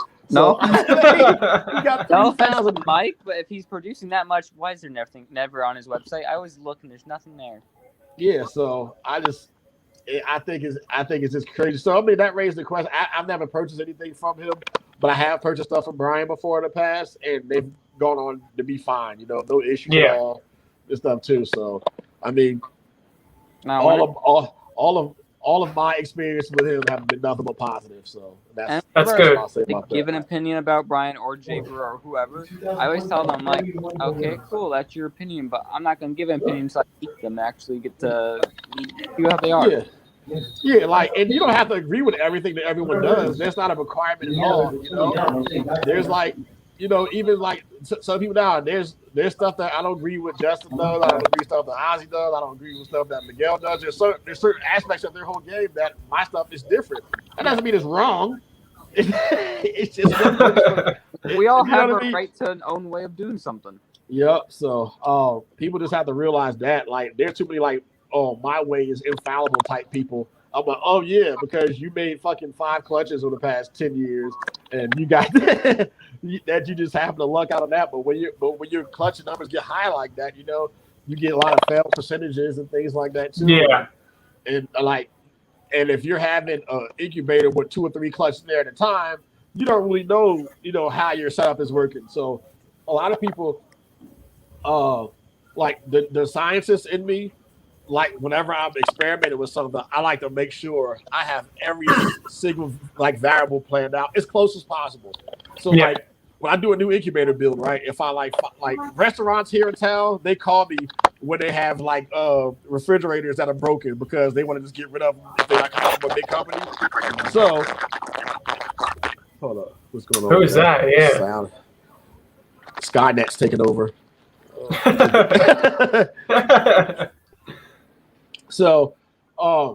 So when people go, okay, like when you run your incubator systems, like how do you do it, or like do you let it run for a couple of days and stuff like that too, or you put like 1 tub in there?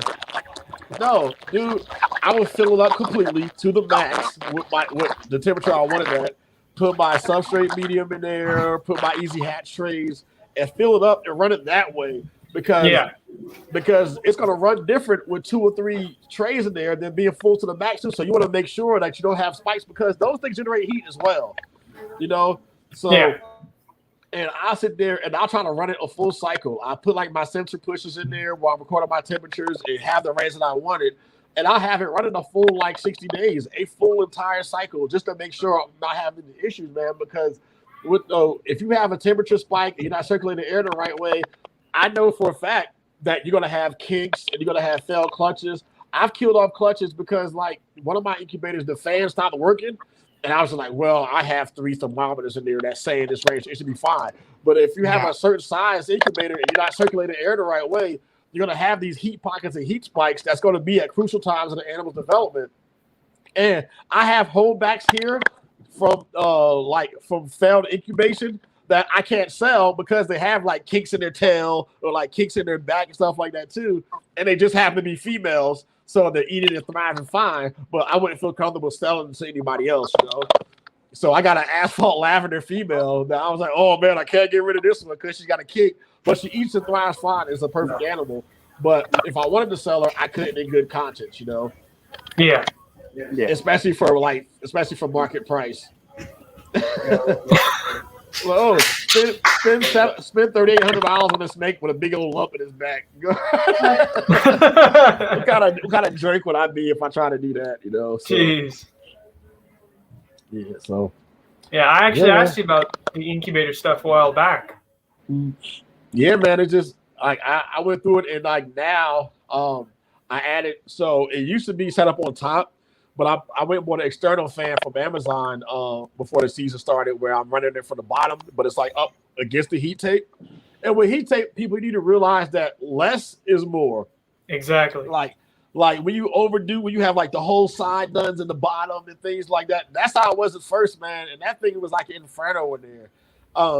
In my next couple builds, I'm going to do like even the thinner one, maybe like what's like the 8-inch or what is the 6-inch heat tape. I might just do like 2 strips of those down the back. And that's it, So, and then eventually I have a walk-in incubator, because I do convert to a class if I get to the point where I need one. But Yeah, just less is always more when it comes to stuff like that, man. It's always better to have like a little bit on the low side than all of a sudden you have your incubator up against the wall and the sun is hitting the side of your house at midday, and you walk into your snake room. You walk into your snake room, and your thermometer in there says 104. That's happened. Oh no. That's happened to me too, man. And I've like destroyed 2 clutches from that too. You know, like it's just nuts. Yeah. But you gotta always keep on your stuff, man, and keep adjusting and finding ways to make things better. Totally. Whew. I've talked myself down. If you didn't lose your voice from the sickness, I think you will tonight. Yeah, my nose kind of stuffy still. I still feel like I sound kind of weird, but it was worth it, man. It was dope hanging out with you guys, man. So totally, yeah, we had a good time. This is a funny one, man. My side hurts. I'm no joke. My side hurts from laughing this whole time. I don't think I've ever laughed this much in a snake pit at all. I think it was the Android iPhone one that got me. That was one. I think that's what it was. It doesn't hurt from me laughing. It's hurt from you stabbing me in the side, Corey, with that question. He threw that knife all the way from Florida, and it found me here in California, man. But as I said yesterday, Corey can't talk with the McDonald's Wi-Fi. What? Hold on. Backstory. So when we first started the snake pit lives, Corey would do it from his snake room, which is in the shed outside. But he would always glitch out because of his Wi-Fi. Every time. So now, whenever we talk in our group chat, we'll always make fun of his Wi-Fi. He's picking off the Starbucks signal and shit from. He's got like 1.8 down and like 0.75 upload speed. It's not my fault. Like 10 of the people are using it at the same time. It's true, man. You got Corey. You got the man up. I'm like, hey, look, guys, look, I'm doing a really important podcast right now. Turn off your devices. Turn off your TVs. Everybody here, be quiet. Well, then you'll be paying your own Wi-Fi bill. But hey, at least you. Yeah, that my internet bill is ridiculous. I'm like, I don't even want to look at mine. Yeah, the things we do, man. I'll be playing video games and watching YouTube at the same time. So, yeah, my son does that too. He's got like his monitor and his like laptop at the same time going. I'm like, you can't possibly watch it both of these. I'm like, oh yes, I can. I'll do it, but I'll get yelled at by friends, and I'm like, I needed to multitask here. If I don't watch it now, I won't watch it later. Yep. You guys have PC games too, or like you do a game? No, I need console? to get set up. Nah, I just think. That's a little bit too advanced for me. I'm not gonna sit here with like a wrist strap on my hand and like, oh, look at my mouse and press Control X. And that's too much for me, man. That's yeah. Like I don't get any of it, but I'm like my cousin understands it, so I'm like, okay, you can come here and build it for me. Yeah, that's like black belt level nerd. I'm more like a purple brown belt level nerd. That's totally, too advanced. Totally. You guys like anime? Yes. All of it. Nico does. I'm trying to get Corey into it. He won't watch it. I'm trying to get him to watch it. You know, Corey, you're a little bit too cool for school, man. You know. Hey, we make fun of him for that too. We make fun of him for that too because Miguel likes about Naruto. So Corey's like, yeah, you guys are making fun of me not liking video games and anime, but I get girls.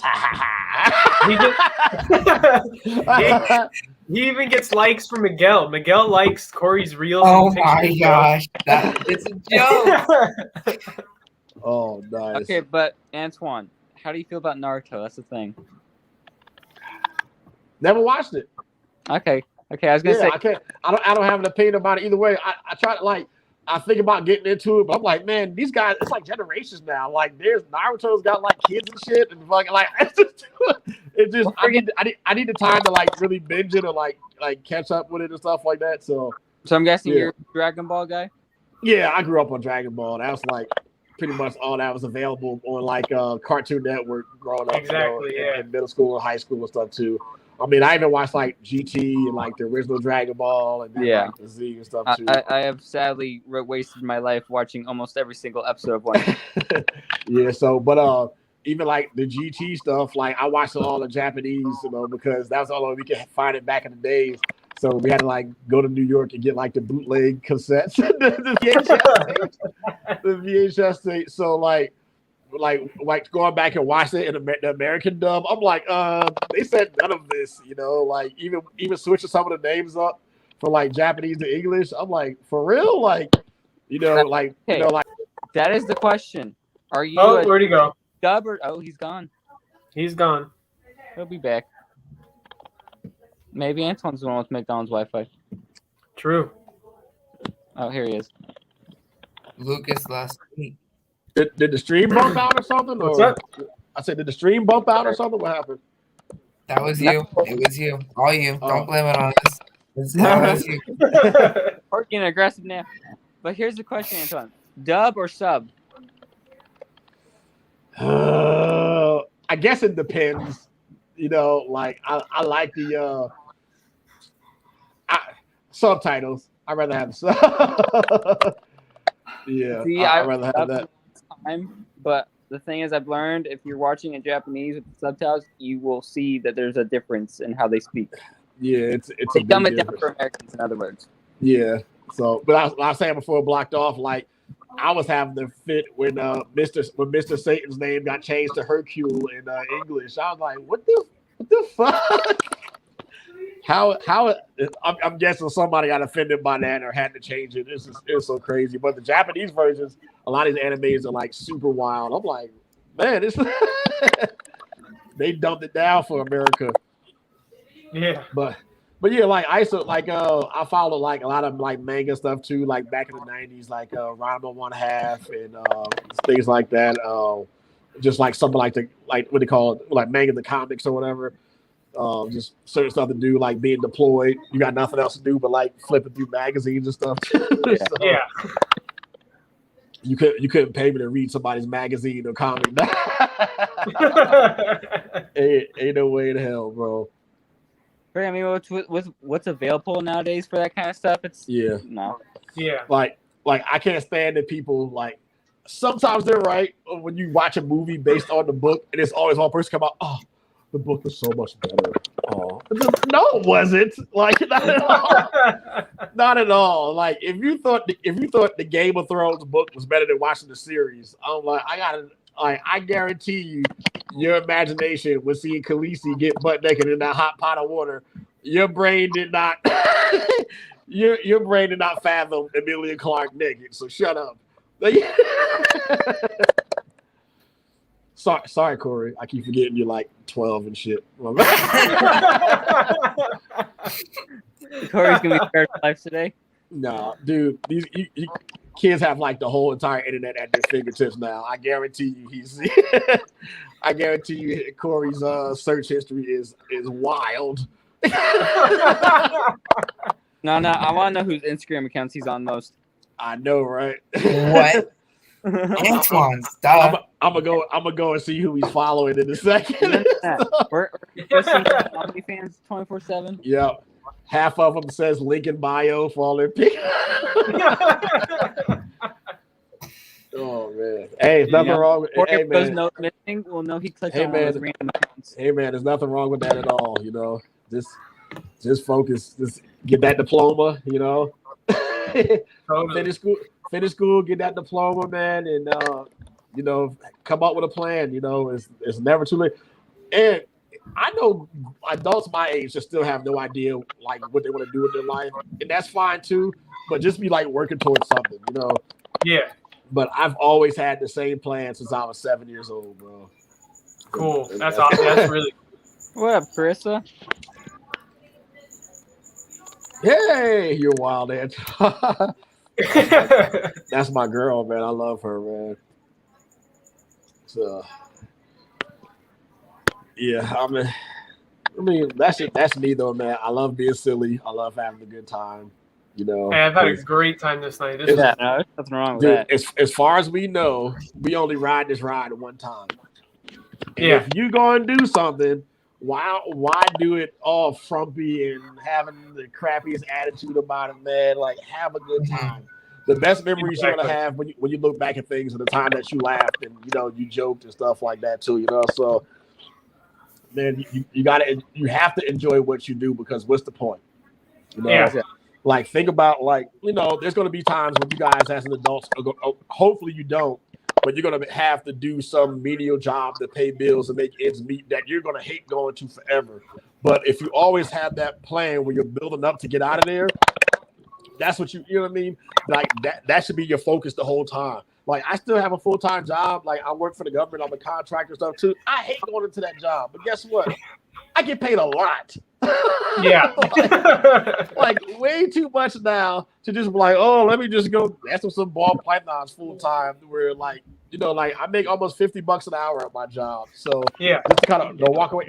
I mean, even in California, that's still not a lot, but the bills are paid. So between the gym, the ball pythons, between my marksmanship training and my gunsmithing and my fighter management and my YouTubing, between all this other stuff, I have all these other income streams where I can pick from those and move those around too. So wait. Because you fight, make guns, and do ball pythons, is what I'm hearing? So my full-time job is I'm an electrician on the Harrier. You ever see the fighter jet that hovers? So I've been doing that for 21 years. So that's my main job. I own my own MMA gym. I breed the ball pythons. I do like the YouTubing. I count that as a job too because I get paid for it. So I'm the matchmaker for a mixed martial arts organization for 559 fights. I manage professional fighters like through their careers. I build and repair AR like platforms too. So like that's my big. I'm a big AR guy, So I repair them. I build them from scratch, like literally from scratch, like the barrels, I can like get them put on the lathe and like make them the right caliber, like you know what I mean. So that's cool. I do like marksmanship instruction, like private lessons stuff too. I do like gun safety courses. I run tactical drills with like the local police department, the police department, the military, and the security forces here. I literally have like courses out in the desert where we go out and like do tactical stuff too. That's cool. So, that's cool though. That's cool. I do private lessons with like the local police, so all the cops in this town know how to fight. So they don't. We're like their gun is the very last resort because they don't need it. You know what I mean? In most cases, they can subdue you. Like a lot of people's like, man, I think like every cop should be like a blue belt. No, I think every cop should be like moving towards being like a black belt level in jiu-jitsu. Yeah. And I think we just have less problems like that. Because, dude, I've been to like so many courses with like the military, like wannabe FBI agents, CIA, where we have combat situations where they have the option to pull out their fake gun and shoot. And a lot of times they get so frustrated. The first thing they do is pow, pow, pow, pow, pow. I'm like, hey, why'd you do that? Oh, I couldn't do anything. Nothing happened yet. Okay, whatever. So yeah, I mean, I love doing a lot of stuff, but between teaching martial arts and the snakes, those are my two biggest passions. So that's cool. Yeah. The American Bob. So yeah, it's a fun life, man. We had fights last weekend, and I think that's how I got sick because a couple of people are posting that they got COVID from the MMA fight. So we had a 16-second a 16-second knockout on this last card too. So so I'll put all you guys in the group chat later, and I'll send you the YouTube link for it too, so you can see it. Sounds good. Yeah. So yeah, man. But see, man. Anything else you guys want to know or? I think we're good, man. This was awesome. This was a good one. Cool. I can't think of anything on top of my head. Man, I tell you what though, man, you guys are super dope, and I appreciate what you guys are doing. Like, and I'm gonna do everything in my power to make sure that this platform grows. Thank you. Because especially the age that you guys are now, especially Corey, man, like you guys are gonna be like 10, 15 years from now. I want Corey. Like, I want to be calling Corey and being nervous to call Corey because he got some projects that I'm scared that I want to buy into, but I'm scared for the price. I'm like, hey, man, I know you've known him for a long time now, but hey, bro, like, can you like take a couple grand off of it? Like, that's how want you guys to be with this stuff, man. I want you guys to be like media monsters, where like your main income is like you're bringing in like $25,000 a month off of YouTube and shit like That'd that be too. awesome, yeah. And you can't say it's impossible because of that, dude. I know dudes who are doing so well on YouTube and their channels are terrible, like so bad. I'm like, yeah. You know, even some of the biggest YouTubers, like, okay, check this out. Like, everybody knows Jake Paul and Logan Paul, right? Yeah. I have never watched a Logan Paul or Jake Paul YouTube video ever. Me neither. No. But I know who they are. Yeah. I've never subscribed to their channel. I've never clicked on to any content they've done. But I know who they are. And that's how you want to be. You want to get to the point where, like, you're beyond your subscribers. You know what I'm saying? Exactly, yeah. And you have a lot of old timers that go. I don't really like the YouTubers who they don't even produce anything and they have these channels. Dude, it's another platform to help bring people on. Everybody doesn't come out of the gate producing all this fire stuff. You know what I mean? Like all these people who produce like freaking like Sterling Nelson. He's one of to me, he's one of my favorite breeders. But guess what? I have no idea how that man looks. If you put Sterling Nelson in the room with me, I've been Facebook friends with him for a long time. We talked to each other on Instagram. His snake last year to me was snake of the year. It was a super pastel, super gravel clown, and I posted it. You know, dude, if he walked up to me right now and bitch slapped me, I'd be like, I don't know who this guy. You don't know, but he's at the point where his animals speak for himself, and that's perfectly fine. But it's also fine to do it the other way, where, you know, you put yourself out there and you have your platform, you can build yourself up. So when it's time to have those high-end animals that now people trust you, you know? So I ask people like this now, the people who really don't like doing Instagram and social media, I go, well, what is your price point for your animals? I'm like, oh, well, $300 to $400, sometimes, you know, $600 animals. And I go, okay, here's my other question. Right now, if you produce a $6,000 animal, will you be able to sell that thing? A lot of them look at me like this. Yeah, because those people don't know you. So get yourself out there, like develop that rapport with people and let everyone see what you're doing. So that way, now that if you end up screwing someone over or something doesn't work, you have more to lose. And that's what people want, you know? Like you want to be the point where like you can make your money, you can sell stuff, you can do giveaways, you can do that where people trust your brand because they know what you're working towards. Exactly. So I applaud everyone who has a platform, who goes on Instagram Lives, who gets in things and puts in the work, you know, because I mean that's just another avenue of getting yourself out there. So yeah, I made a little meme a couple months back when I was like with the old lady with the walker. Back in my day, you had to produce animals to be called a breeder, and then you know, and that triggered so many people. It was a joke, but then you know, the heck of people in the comments. That's right, brother. You tell them, just like those freaking YouTubers who got 10 subscribers and do lives all the time. Like, why does that matter to you? Let them do their live. Yeah. If you don't like it, don't watch it. You know, like that's fine. You know, like it's a platform. It's a way to get yourself out there.